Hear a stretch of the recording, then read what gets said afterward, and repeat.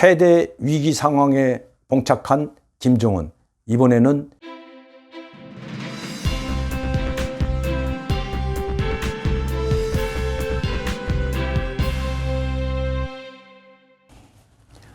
안녕하십니까 여러분. 강명더TV 자유조선을 시작하겠습니다. 오늘은 9월 7일 월요일입니다. 최근 북한의 김정은이 동분서주하고 있는 모습이 북한이 얼마나 심각한 위기에 처해 있는가를 그대로 보여주는 것 같습니다. 저는 얼마 전에 북한의 김정은이 절대 권력을 가지고 북한을 통치하고 있을 뿐만 아니라 권력에는 문제가 없다는 말씀드렸습니다. 그것을 보여주기나 하듯이 이번에는 또다시 함경남도를 찾았습니다. 함경남도와 함경북도는 김정은이 웬만해서는 잘 가지 않는 것입니다. 왜냐하면 평양 시민들에 대해서 가장 불만이 있는 사람들이 바로 함경남북도 사람들이기 때문입니다. 지금까지 북한의 역사를 보아오면 김정일을 제거하려고 했던 한개 군단의 쿠데타 음모 사건이 촉발된 것도 바로 함경북도 라남에 있는 즉 육군단이었습니다. 그 육군단 모두 해산해버리고 이제는 육군단이라는 말조차 쓰지 않고 있는 것 여러분들 잘 아실 겁니다. 1957년 10월 소련의 지지를 받는 연안파와 소련파, 국내파 사람들이 김일성을 제거하고 쿠데타를 일으키려고 했습니다. 그때에도 거기에 가담했던 많은 사람들이 함경남도와 함경북도의 고위 관료들이었습니다. 이처럼 함경남북도는 항상 중앙정부에 불만을 가지고 있었고 평양시에도 불만을 가지고 있었던 것입니다. 왜냐하면 평양 시민들만 우대해줄 뿐만 아니라 추방되는 사람들도 모두 함경남북도로 추방되고 가장 생활이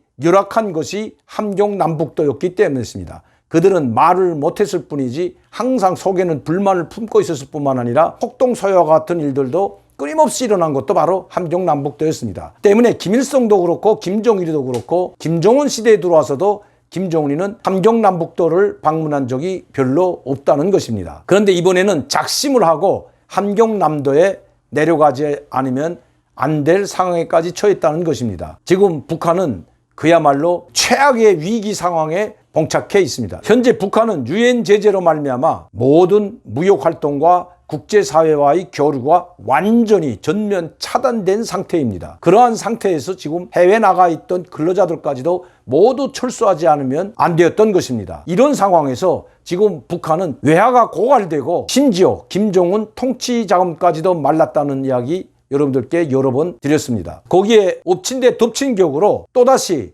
홍수 피해로 말미암아 많은 농경지가 물에 잠기고 특히 황해남북도의 곡창지대와 평안남북도의 곡창지대가 물에 잠기는 엄청난 피해를 당했던 것입니다. 그런데 또다시 바비라는 태풍으로 말미암아 함경남북도가 초토화되는 지경에까지 이르렀던 것입니다. 북한 전 지역에서 주민들의 불만이 고조될 뿐만 아니라 김정은에 대한 직접적인 불만을 표출하고 있다는 것도 이제는 비밀이 아닙니다. 노골적으로 김정은에 대한 불만, 평양 시민에 대한 불만을 내놓고 있다는 것입니다. 북한 모든 주민들이 어려움을 겪고 있는데도 불구하고 김정은은 지난 6월 달에 당중앙 정치국 회의를 소집합니다.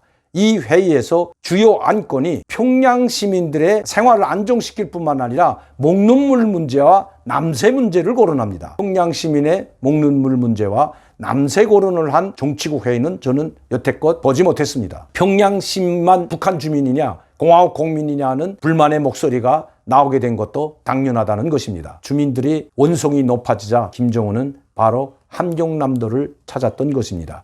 왜냐하면 이번에도 안전한 황해남북도만 찾고 평안남북도만 찾고 함경남북도를 찾지 않는다면 그때에는 그야말로 함경남북도 지방 주민들의 원성은 하늘을 찌르게 될 것이기 때문입니다. 김정은은 평양 시민들과 함께 곡창지대인 평안도와 황해도만 돌봐주고 있는 데 대한 불만의 목소리가 높다는 것입니다. 동서의 분열을 가중화시킨 것도 바로 김정은입니다. 북한 주민들의 이런 불만을 잠재우기 위해서 김정은은 함경남도를 방문했고 현지에서 당중앙위원회 정무국 회의를 열었습니다. 특히 인민군 총참모장 박총전이까지 대동하고 함경남도를 방문하여 현지에서 정무국 회의를 열었다는 것입니다. 그만큼 함경도 인민들의 불만이 팽배해 있기 때문입니다. 김정은은 현지에서 정무국 회의를 여는 것도 모자라 이 국면을 타기 위해서는 어떤 강수를 써야 되겠다고 생각한 것 같습니다. 바로 평양 시민들을 대거 함경 남북도의 태풍 피해 현장으로 모이게 하는 것이었습니다. 왜냐하면 좀 전에도 말씀드렸지만 함경도 사람들과 평안도 사람들 간의 지역 감정이 상당히 높은 것도 사실입니다. 특히 평양 시위에 대한 함경도 지방 사람들의 불만과 원한은 하늘을 찌를 듯합니다. 김정은은 함경도 지방 사람들의 불만을 잠재우지 않는다면 김정은 체제의 내부적 붕괴는 함경 남북도와 자강도 양강도를 비롯한 이런 지역에서 발생할 수 있다는 것을 간파했던 것입니다. 김정은은 급기야 평양시에 있는 조선노동당원들에게 보내는 호소문까지 작성하게 됩니다. 소환이라고 하지만 이거는 제가 여러분들도 읽어보시면 아시겠지만 호소문에 가깝습니다. 심지어 김정은은 평양시 당원 동지들에게